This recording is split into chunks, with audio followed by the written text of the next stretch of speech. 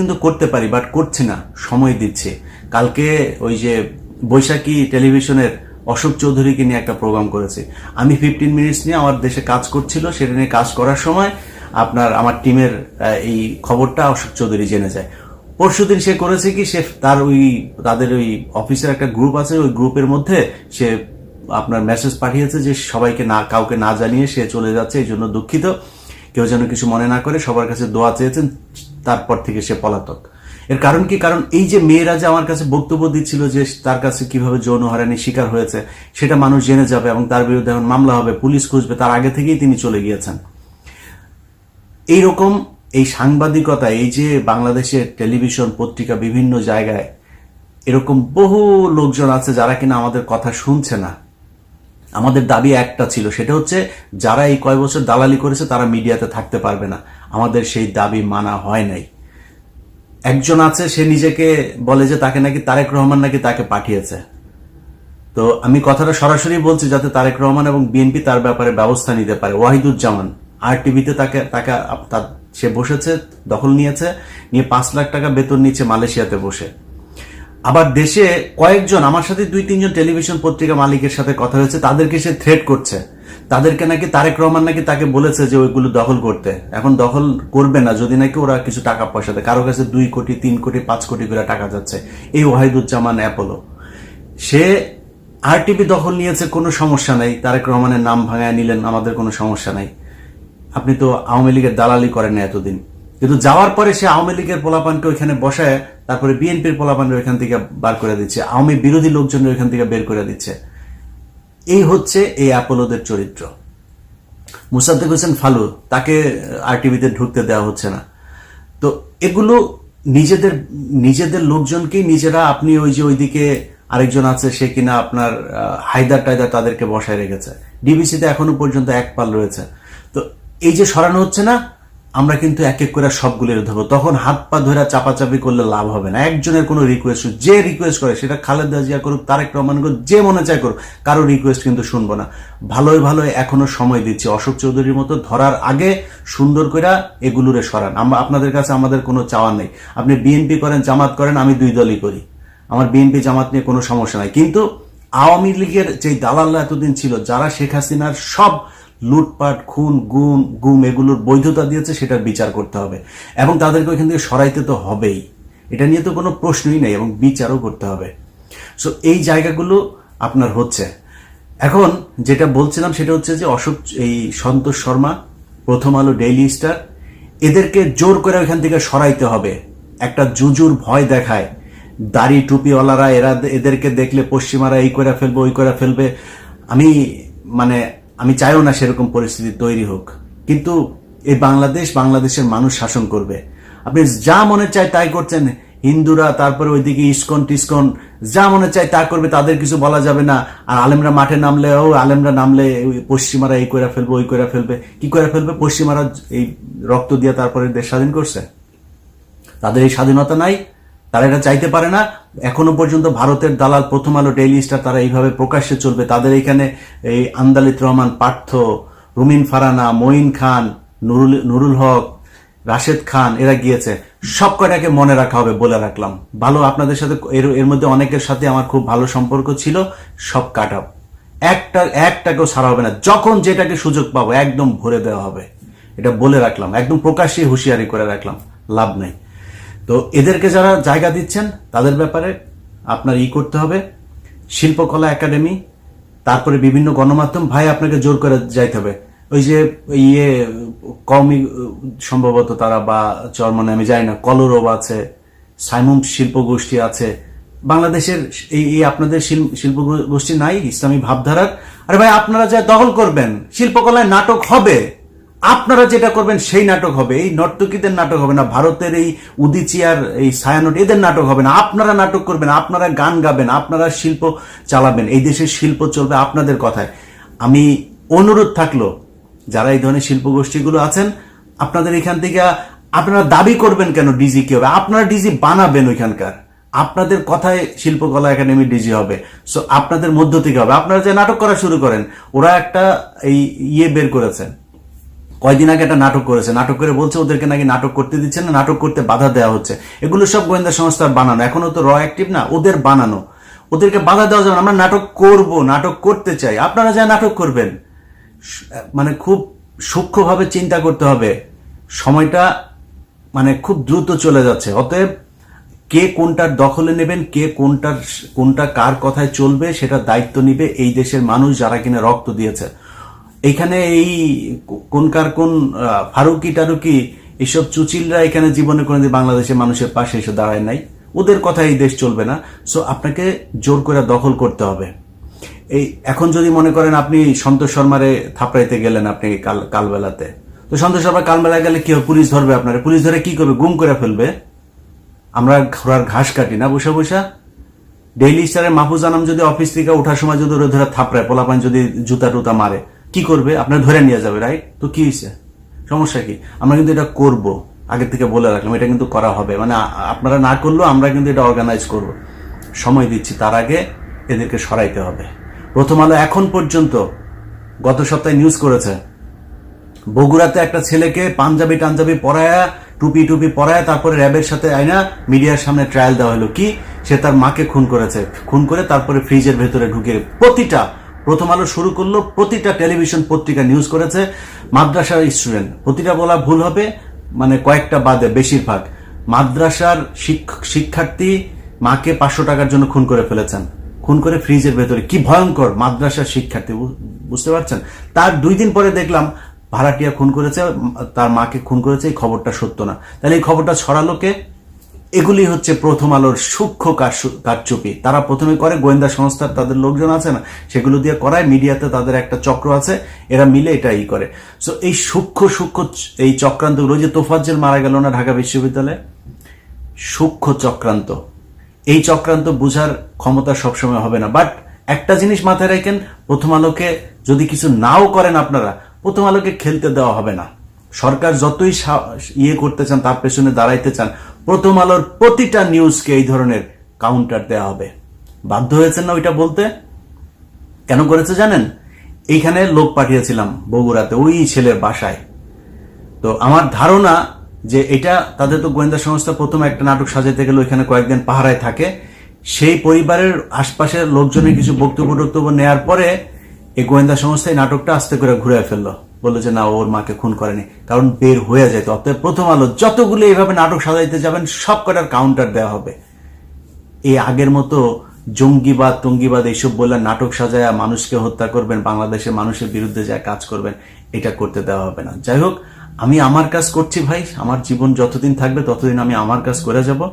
আপনাদের কাছে অনুরোধ ভাই, এই দেশের, এই বাংলাদেশ আমার কিছু দেখ, বাংলাদেশের কাছ থেকে আপনারা এরই মধ্যে বর্তমান যে সরকার, সেই সরকারের যে মনোভাব, সেটা মোটামুটি আমার মনে হয় প্রকাশ পেয়েছে। বিশেষ করে ধরেন সবশেষ যেই ঘটনাগুলো ঘটছে, ডক্টর মোহাম্মদ ইউনূসকে সামনে রেখে ভারত, প্রথম আলো, আসিফ নজরুলদেরকে দিয়ে যেই তাদের পরিকল্পনা বাস্তবায়ন করছে, সেটার সবচাইতে বড় প্রমাণ হচ্ছে এই ফারুকির যেই নিয়োগ দেয়া, এবং সেটাকে কেন্দ্র করে সারা দেশে, আমার মনে হয় বাংলাদেশের যত মানুষ এই বিপ্লবের সাথে ছিল, এমনকি আসিফ, নাহিদ, সার্জিস, তারপরে হাসনাত সহ যত সমন্বয়ক যারা এই যুদ্ধের সামনে থেকে ছিল, সবাই এটার ব্যাপারে একমত ছিল যে ফারুকিকে রাখা যাবে না। কিন্তু একটু চিন্তা করেন যে এই যে ফারুকিকে রাখা হলো সবার মতামত উপেক্ষা করে, কেন, কার জন্যে? কারণ আসিফ নজরুলের কথা আপনি চিন্তা করেন, আসিফ নজরুল গেল 4 মাস 6 মাস আগেও যদি নাকি তার ফেসবুকের প্রতিটা পোস্ট কি সুন্দর জনগণের পক্ষে কথা বলতো, তাই না? এখন সরাসরি তিনি 180 ডিগ্রি ঘুরে গিয়ে তারপরে জনগণের বিরুদ্ধে চলে গেলেন। এর কারণ কি? নিশ্চয়ই এটার পেছনে কোনো একটা কারণ আছে। তো আমি একটা বিষয় নিয়ে কাজ করছি, সেই বিষয়টা নিয়ে কাজ করতে আমার আসলে অনেক গোয়েন্দা কর্মকর্তা, সেনাবাহিনীর অফিসার, সিভিল অনেকের সাথে কথা বলতে হচ্ছে, এবং সেই তথ্যগুলো ক্রস চেক করার জন্য আবার বাড়তি আরো অনেকের সাথে আমার ব্যক্তিগতভাবেও কথা বলতে হচ্ছে। অনেকে ফোন করছেন, এই গত 1 সপ্তাহ ধরে অনেকে ফোন রিসিভ করতে পারছে না, সেটার জন্য দুঃখিত। তো মূলত ওই কাজটা করছি, ওইটা করতে আমার বোধহয় আরো 2-3 দিন সময় লাগবে, এইটা নিয়ে ব্যস্ত আছে। সেই প্রোগ্রামটা দেওয়ার পরে আপনারা অনেক কিছু পরিষ্কার হয়ে যাবেন। তো তার আগে আপনাদেরকে একটু বলে রাখি, সেটা হচ্ছে যে ভাই, এই দেশটা আসলে আসিফ নজরুল আর ফারুকিরা যেভাবে চালাচ্ছে এইভাবে চালানোর জন্য স্বাধীন হয় নাই। এই জন্য মানুষ রক্ত দেয় নাই। মানুষ যে কারণে রক্ত দিয়েছিল সেটার ব্যাপারে মোটামুটি এখন পর্যন্ত যে এই সরকার কিছু করবে না এবং তারা যে তার উল্টো দিকে যাচ্ছে সেটা মানে আমি বলবো যে শতভাগ কনফার্ম হয়ে গেছে। যেই কারণে যারাই বিপ্লব করেছেন, দেশের মানুষ এককভাবে কারোর উপরে কোনো দেওয়ার এখানে সুযোগ নাই। একজন মা তার সন্তানকে ধাক্কা দিয়ে আপনার পুলিশের হাতে তুলে দিচ্ছে, সে পিঠ চাপড়াচ্ছে যে ইনশাল্লাহ ভালো কিছু হবে, বিজয় হবে। যাকে আটক করা হচ্ছে সে একদম পুলিশের চোখের দিকে চোখ রেখে তারপরে বলে দিচ্ছে ভয় দেখায় লাভ নাই, গুলি করছে, বুক পেতে দিচ্ছে যে আরো গুলি করো। এই আন্দোলনের ভেতরে বাংলাদেশের প্রতিটি মানুষ, সবার এখানে অবদান আছে। অতএব এককভাবে কৃতিত্ব নেওয়ার কিছু নাই, সবাই এখানে ভূমিকা রেখেছে। একমাত্র এই ভারতীয় দালাল আর ওই যে শ্রী কামার কুমার যারা আছে তারা বাদে সবাই এখানে আপনার অবদান ছিল।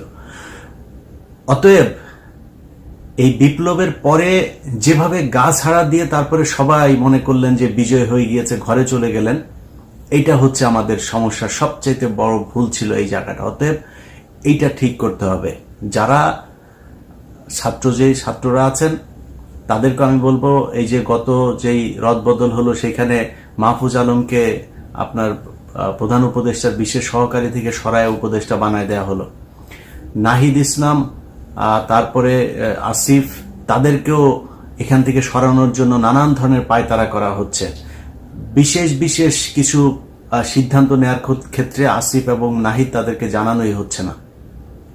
তো এগুলো খুবই অ্যালার্মিং, যে কারণে আমি মনে করি আসিফ, নাহিদ, সার্জিস, হাসনাত সহ যারা এখানে সমন্বয়ক ছিলেন, আন্দোলনে ছিলেন, যেসব রাজনৈতিক, আমি এখানে বিএনপি জামাতকে ছোট করে দেখার কোনো সুযোগ নাই। বিএনপি জামাতের অসংখ্য মানুষ এখানে আপনার এই যুদ্ধে অংশ নিয়েছিল এবং তাদের এই শহীদদের ভেতরে বেশিরভাগই বিএনপি এবং জামায়াতের লোকজন। তো এই যে মানুষগুলোর সবার অবদান, আমি মনে করি এই বিজয়টা তাদের কারণে এসছে। বিজয়টা এই এখন যারা এই যে উপদেষ্টা মণ্ডলীতে আছেন, এদের আসলে এই দেশের একমাত্র ডক্টর মোহাম্মদ ইউনুস, ওইদিকে আদিলুর রহমান, আসিফ নজরুল, তার তো কিছু ভূমিকা অবশ্যই ছিল, এখনকার যে ভূমিকা সেটা নিয়ে তো প্রশ্ন আমরা তুলবই। কিন্তু এই মানুষগুলোর কিছুটা আমরা চিনতাম যে এরা আসলে সরকারের বিরুদ্ধে কথা বলছে, ভেতরে কার কি সেটা আমরা জানি না, কিন্তু কথা বলছে অন্তত। তো এই মানুষগুলোর বাইরে উপদেষ্টাদের নাম আমার মতো একজন, মানে এত রাজনীতি নিয়ে আমি বিশ্লেষণ করি, এত এই সোশ্যাল মিডিয়াতে কি হয়, কোথায় কি হচ্ছে, সরকারে এত কিছু নিয়ে আমি আলোচনা করি, আমি নিজে জানি না। বিশ্বাস করেন, আপনি হয়তো মনে করবেন যে আমি ফান করছি, আমি সবগুলো উপদেষ্টার নাম জানি না। তো এটার কারণ হচ্ছে এদের এই দেশে এদের কোনো অবদান নাই এবং এদের কোনো ভূমিকা ছিল না। এরা আওয়ামী লীগের বিরুদ্ধে 15 বছর একটা শব্দ পর্যন্ত লেখেন নাই। তো তাদের কাছে আপনি দেশ তুলে দিবেন? এত রক্ত দিয়েছেন এদের জন্য। অতএব আপনাদেরকে এটা বাধ্য করতে হবে। বাধ্য কিভাবে করবেন? আপনি শিল্পকলা একাডেমি নিয়ে অনেক কথা হচ্ছে না? শিল্পকলা একাডেমিতে আসিফ নজরুল তার বন্ধুকে বসিয়েছেন, আর তার শাশুড়ি ওই মেহের আফরোজ শাওন, তিনি আবার ফেসবুকে পোস্ট করেছেন, দিয়েছেন। আসিফ নজরুল তার নিজের মন্ত্রণালয়ে ফারুকিকে দিয়েছেন। আচ্ছা, নিজের মন্ত্রণালয়ে ফারুকিকে দেওয়ার পরে এই ফারুকিকে কারা আপনার করছে, ওর নাম কি, চঞ্চল, পলাতক চঞ্চল চৌধুরী, সে অভিনন্দন জানাচ্ছে। মুন্নি শাহ, পলাতক আরেকজন, সে অভিনন্দন জানাচ্ছে। তো এই যে এদের নিজেদের লোকজন যে আসিফ নজরুল যে তাদের কথা বলছে, সেটা এইসব দিয়ে প্রমাণ হচ্ছে। অতএব এগুলোকে এখন আপনি করবেন কি? আসিফ নজরুল বাংলাদেশে এত শক্তিশালী কেন? আসিফ নজরুলের 2 দিন পরে রাস্তায় ধরে পোলাপান থাপড়ে, ন্যাংটা পোলাপান থাপড়াইলো, আসিফ নজরুল পাশে 2 জন মানুষ এসে দাঁড়াবে না। আসিফ নজরুল যা করলো এই 5 তারিখের পর থেকে এখন পর্যন্ত। অতএব আসিফ নজরুল চাইলে এটা করতে হবে ভাই। এখন ধরেন আপনি এই যে কালবেলা এই সন্তোষ শর্মা এখন পর্যন্ত আপনি অফিস করছে, আরে ভাই ওরা থাপড়ায় ওইখান থেকে রাস্তা ওইখানে দাঁড়ায় থাকতে হবে, পোলাপান দাঁড়ায় থাকতে হবে, 200-400 রাস্তা দিয়ে আসবে, 2-5 জন দাঁড়ায় থাকলেও চলো, উঠবে, ওরা থাপড়াইতে হবে ধরে। ও নামবে, ওরে থাপড়াইতে হবে ধরে, ও অফিস করে কেমনে? তো আমরা চাইলে এগুলি কিন্তু করতে পারি, বাট করছি না, সময় দিচ্ছি।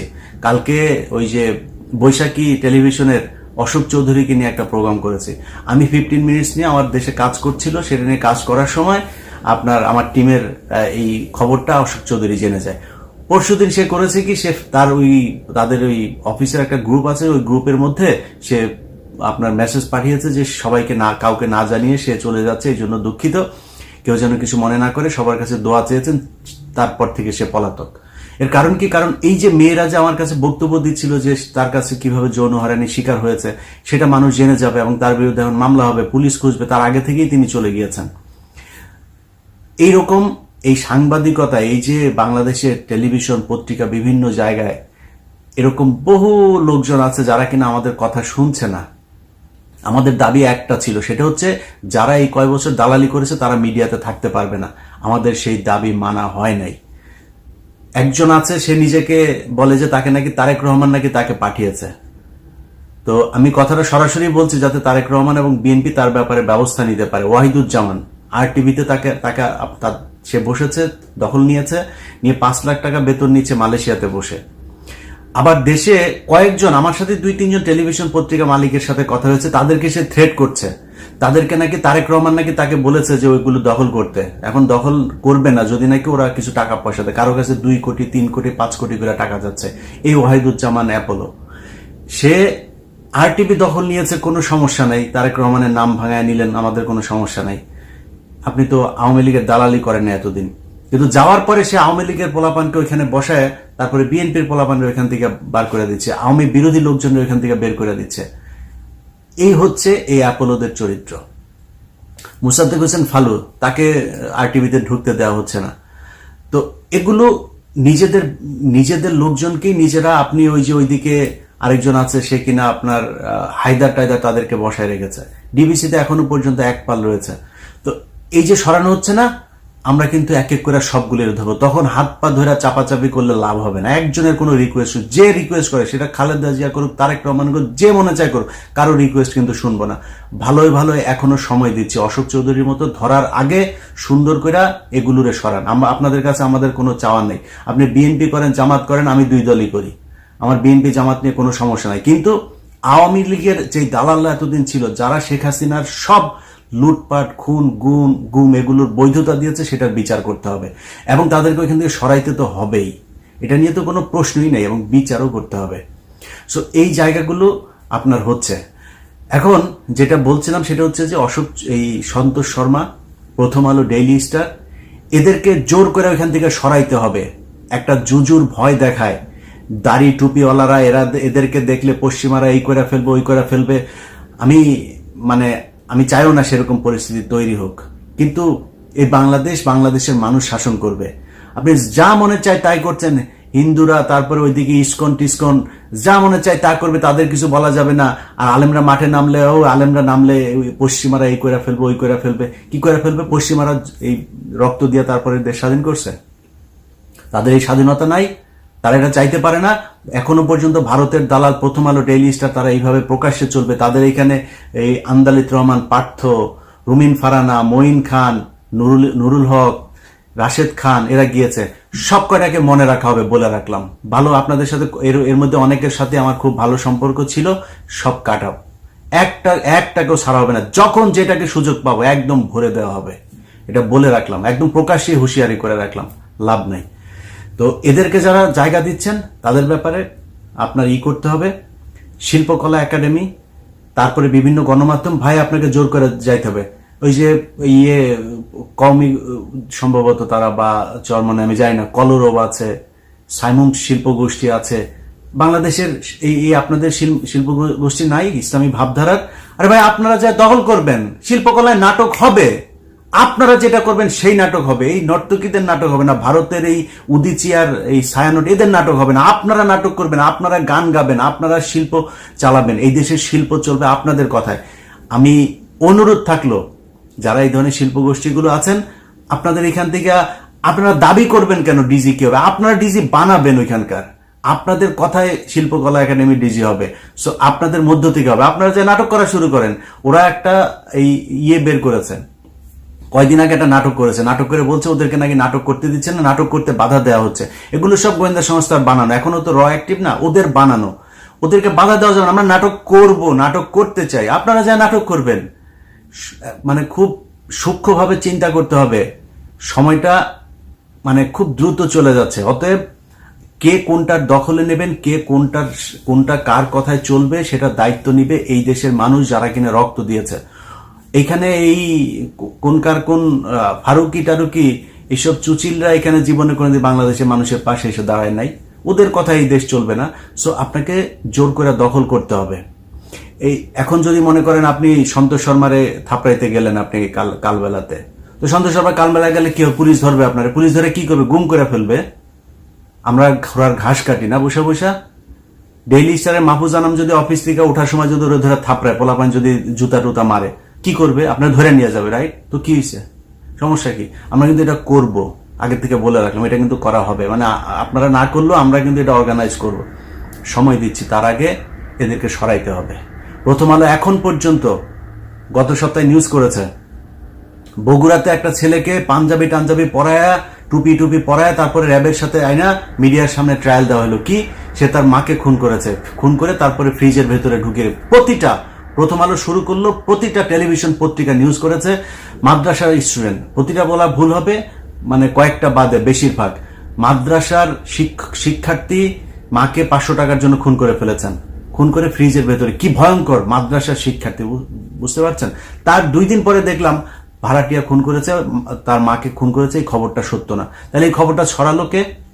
এগুলি হচ্ছে প্রথম আলোর সূক্ষ্ম কারচুপি। তারা প্রথমে করে, গোয়েন্দা সংস্থার তাদের লোকজন আছে না, সেগুলো দিয়ে করায়। মিডিয়াতে তাদের একটা চক্র আছে, এরা মিলে এটাই করে। সো এই সূক্ষ্ম এই চক্রান্ত, ওই যে তোফাজ্জেল মারা গেল না ঢাকা বিশ্ববিদ্যালয়ে, সূক্ষ্ম চক্রান্ত। এই চক্রান্ত বুঝার ক্ষমতা সবসময় হবে না। বাট একটা জিনিস মাথায় রাখেন, প্রথম আলোকে যদি কিছু নাও করেন আপনারা, প্রথম আলোকে খেলতে দেওয়া হবে না। সরকার যতই ইয়ে করতে চান, তার পেছনে দাঁড়াইতে চান, প্রথম আলোর প্রতিটা নিউজকে এই ধরনের কাউন্টার দেওয়া হবে। বাধ্য হয়েছেন না ওইটা বলতে? কেন করেছে জানেন? এইখানে লোক পাঠিয়েছিলাম বগুড়াতে, ওই ছেলের বাসায়। তো আমার ধারণা যে এটা তাদের তো গোয়েন্দা সংস্থা প্রথমে একটা নাটক সাজাইতে গেলে ওইখানে কয়েকদিন পাহারায় থাকে। সেই পরিবারের আশপাশের লোকজনের কিছু বক্তব্য নেওয়ার পরে এই গোয়েন্দা সংস্থা এই নাটকটা আস্তে করে ঘুরে ফেললো, বললো যে না, ওর মাকে খুন করেনি, কারণ বের হয়ে যেত। অতএব প্রথম আলো যতগুলো এইভাবে নাটক সাজাইতে যাবেন, সব কটার কাউন্টার দেওয়া হবে। এই আগের মতো জঙ্গিবাদ টঙ্গিবাদ এইসব বলে নাটক সাজায় মানুষকে হত্যা করবেন, বাংলাদেশের মানুষের বিরুদ্ধে যায় কাজ করবেন, এটা করতে দেওয়া হবে না। যাই হোক, আমি আমার কাজ করছি ভাই। আমার জীবন যতদিন থাকবে ততদিন আমি আমার কাজ করে যাব। আপনাদের কাছে অনুরোধ ভাই, এই দেশের, এই বাংলাদেশ আমার কিছু দেখ, বাংলাদেশের কাছ থেকে আমি বিশাল কিছু চাই, আমার কোনো পদ দেন, কিচ্ছু চাই না ভাই। এই দেশটা ভালো থাকুক। কিন্তু সমস্যাটা কোথায় জানেন? মানে প্রতিটা মানুষের ভেতরে দেখলাম এইটা চাই, ওইটা চাই, এই তদবির, ওইটা লাগবে, এইটা লাগবে। ভাই নিজের ছাড়া এই দেশের কথা একটা মানুষ চিন্তা করে না। এই দেশটার জন্য কিছু করেন, চিন্তা করেন। আমি আমার জায়গা থেকে যা করার আমি সারা জীবন ওইটাই করে যাব। আল্লাহ যদি